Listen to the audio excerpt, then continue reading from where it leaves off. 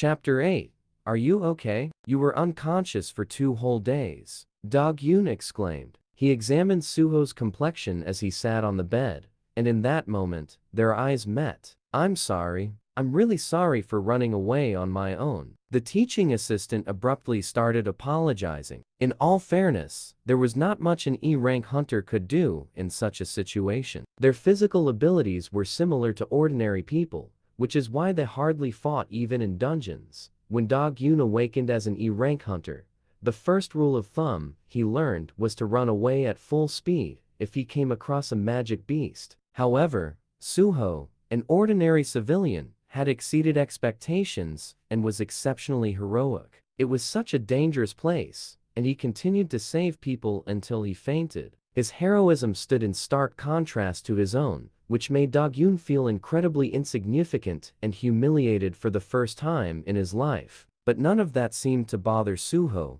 who calmly accepted his apology. Well, it's fine. There's no need for you to feel sorry for me. No, wouldn't know what to say even if I had 10 mouths. While continuing to apologize, Dog-Yun took out a steaming bowl of porridge from the shopping bag he had brought and set it in front of Suho. Come now, you're hungry, right? Porridge is better for you on an empty stomach. Here's a spoon. And I thought you had no sense of timing. A loud growl emanated from Suho's stomach. The scent of sesame oil wafted through the air. It was a beef porridge with a good texture and delicious flavor. Suho wasted no time and started spooning the porridge into his mouth eagerly. After 2 days without food, the porridge tasted heavenly. If you're done eating, shall I peel an apple for you? Now that he mentioned it, there seemed to be apples in the refrigerator. As it turned out, Dog-Yun had been visiting Suho repeatedly while he had been unconscious over the last 2 days. I never expected to receive hospital care like this from our department's teaching assistant. It's not like I'm hurting anywhere since I leveled up.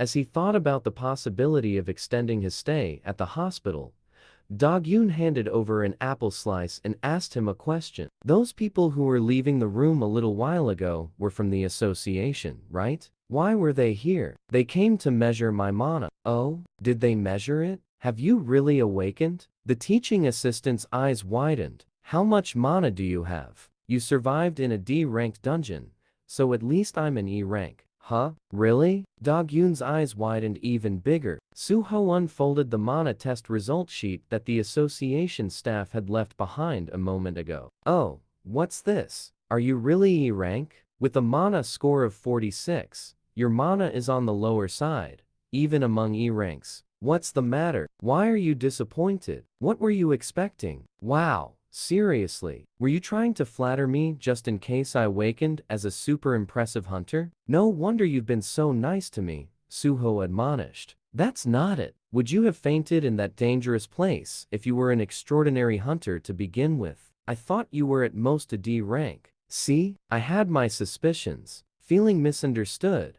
Dog-Yun jumped up. Then, he placed the result sheet on the table and began comforting Suho. Hey, it's actually not bad. Being E rank is a good thing, you know. Being an E rank is way more stable than being a mediocre D rank. How would I know? Of course, you wouldn't. However, you have now awakened. The teaching assistant patted his student on the shoulder, trying to cheer him up. From now on, trust and follow me. As an experienced E rank, I'll lead you into the world of E-rank hunters. Dungeon conquests were carried out by dividing responsibilities. The assault team first conquered the dungeon. Next, the collection team followed to gather the carcasses of the beasts. The last to enter was the mining team that extracted the resources from the dungeon. Among these roles, E-rank hunters were responsible for almost everything except the initial attack, which meant that they had the most job opportunities. Dog-Yun's statement was indeed accurate.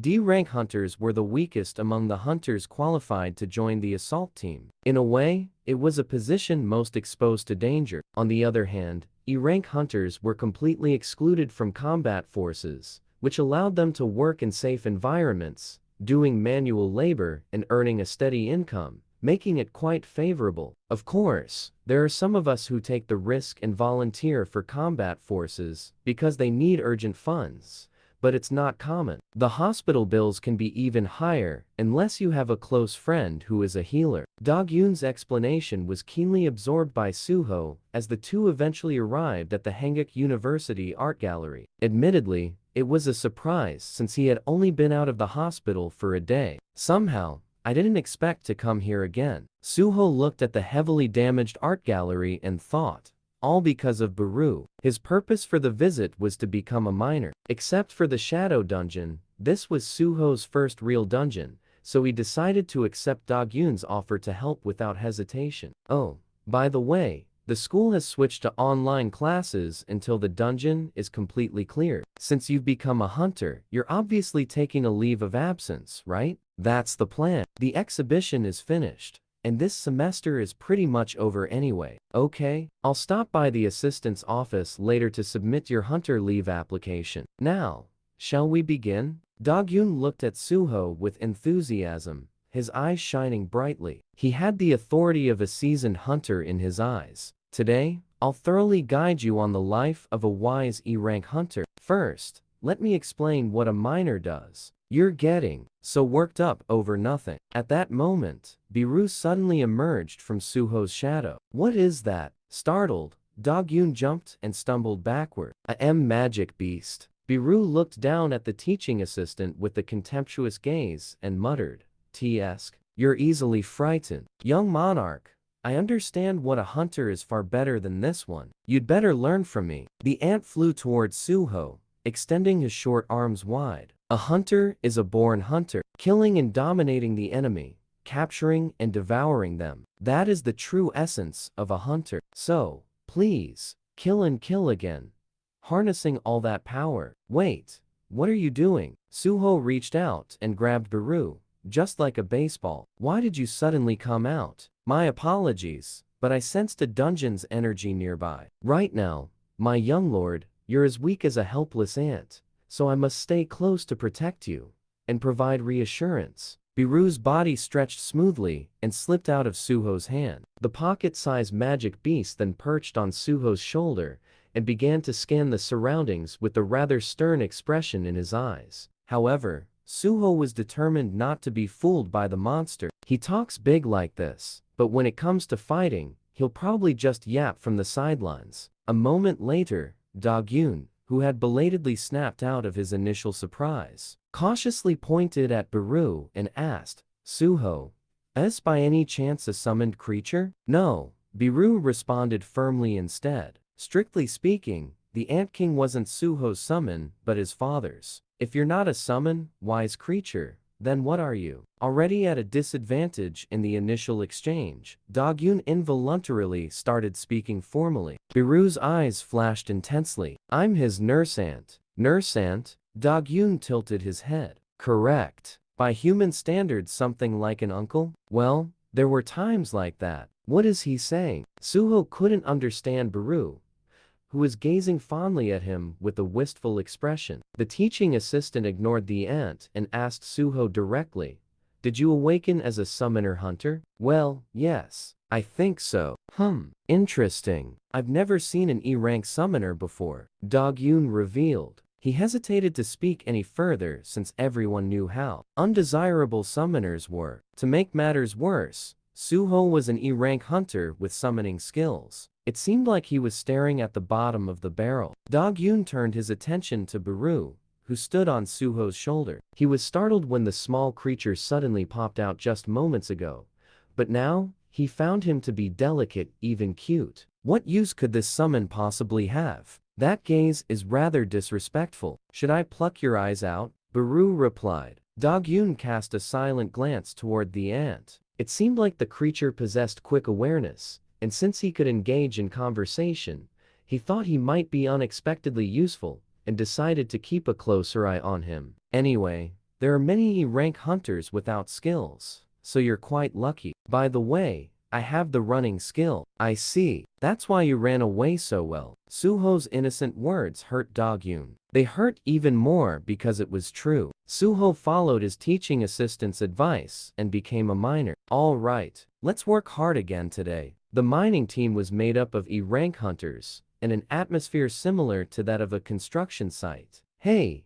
Rookie, come and get a pickaxe. Suho firmly grasped the dungeon pickaxe. The man distributing pickaxes flashed Suho a friendly smile and began to speak. If it happens to break while you're working, come back to me for a replacement. Be careful while using it, since the cost of the pickaxe will be deducted from your daily earnings. Anyway, young friend, you're quite impressive. You mentioned you're a student at this school, right? Hey, is this that guy? Surprisingly, most of the miners recognized Suho and approached him in a friendly manner. It's because of the news article. He recalled the article that had circled the internet for the past 2 days, and he chuckled to himself. The title was something like Becoming a Hero of Hanguk University, an E-rank hunter, wasn't it? It was somewhat ambiguous whether the new article was in praise or mockery. As a civilian, he would have likely received a Brave Citizen's Award for becoming a hero of the art gallery incident, but due to his sudden awakening midway, he was simply reported as a hunter. However, since he was a hunter of the lowest rank, people's opinions about his heroics were understandably mixed. Luckily, his mining team seemed to sympathize with his situation. It's quite a shame, really. Had you awakened a couple of ranks higher, your life would have completely changed. But don't be too upset about your rank being low. We make a decent living too, you know. Of course, of course. Although it's a bit tough on the body, you don't need any special skills. You just need to be good at wielding a pickaxe. How great is that? They were all eager to give Suho some advice, whilst adding that it had been a while since they had such an enthusiastic new recruit. Everyone was getting along except Baru, who disliked the heartwarming atmosphere. Young monarch, instead of chatting with these ignorant folks, you should be leveling up. This is a waste of time. Oh, is this a summoned creature? Wow, I've never seen something like this before. It's a cute little thing to have by your side. It's too small to be of any use for mining, right? The miners gathered around in amazement at the sudden appearance of Baru, who in response, emitted an aura of hostility toward them. Hey,